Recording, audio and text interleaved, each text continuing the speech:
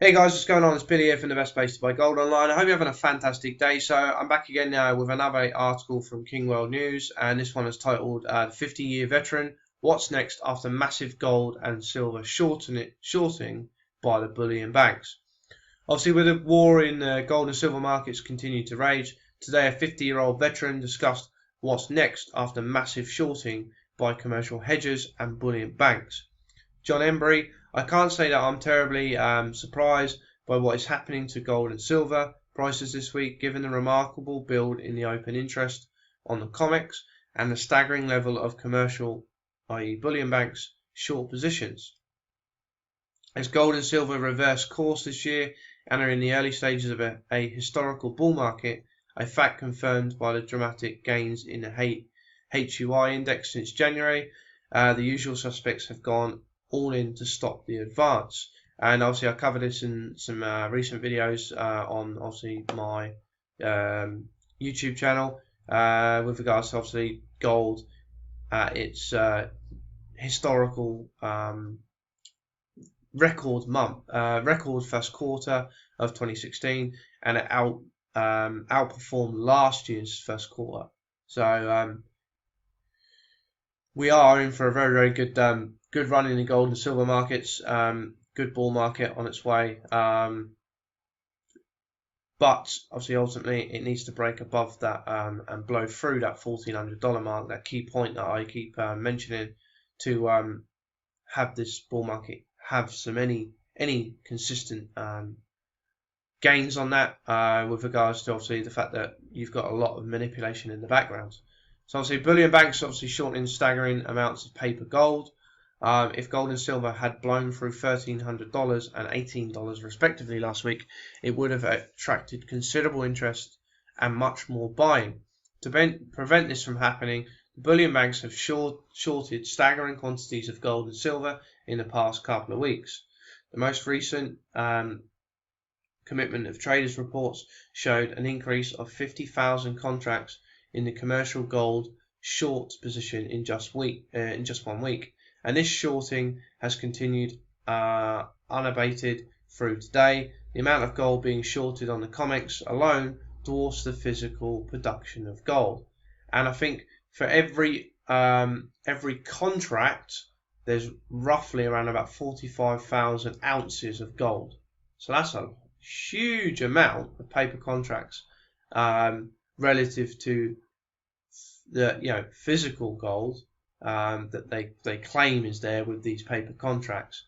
So that's a lot of bullion dumped on the market. To put this into some perspective, the open interest has recently grown by well over 100,000 contracts in a short period.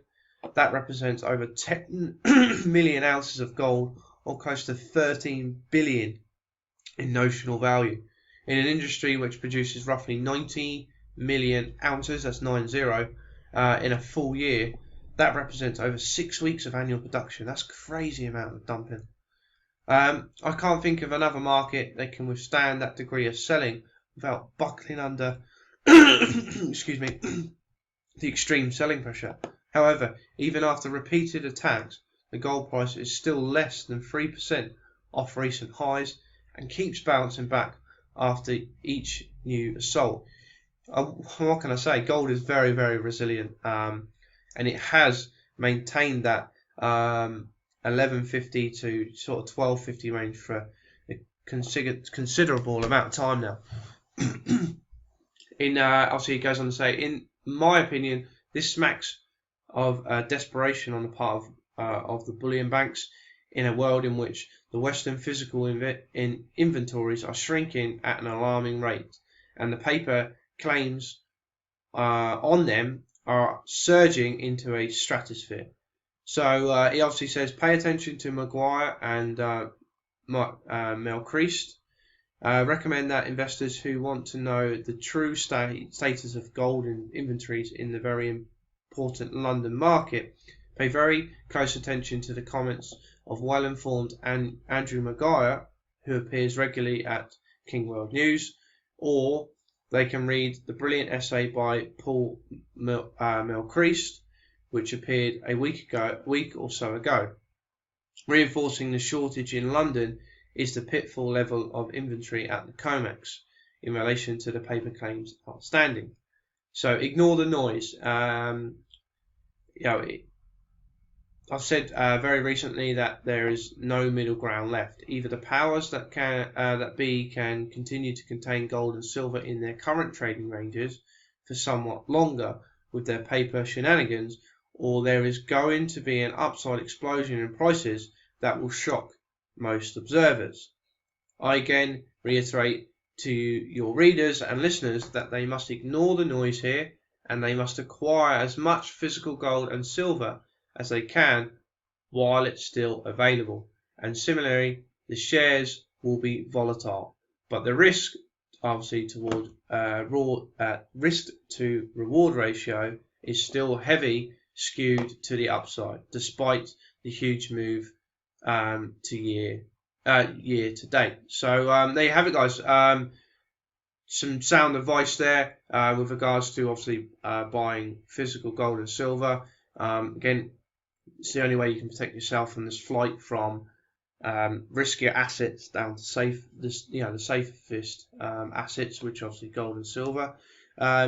Yes, there's a lot of volatility there, but it's more volatile with regards to the paper contracts and the paper market and the mining stocks and shares. Partly because obviously what we've explained in this video with regards to the manipulation and the huge bubble that the stock market is currently in. So the only way to really protect yourself, and again it is a long-term strategy, although it seems that it is coming to a head now, is to buy physical gold and silver. And the reason for that is obviously because it can't be printed. 1 ounce of silver and 1 ounce of gold is still going to be 1 ounce of silver and gold 5 years from now, irrespective of the price. It's not digital, so that portfolio cannot be hacked or wiped out.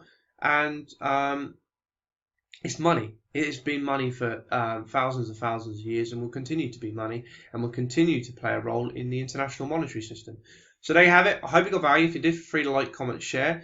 And if you want to start accumulating small amounts of gold bullion while you still can, I highly recommend you go ahead and check out my website, goldfinancial.de. And as always, I'll see you on the next video. Take care. Bye-bye.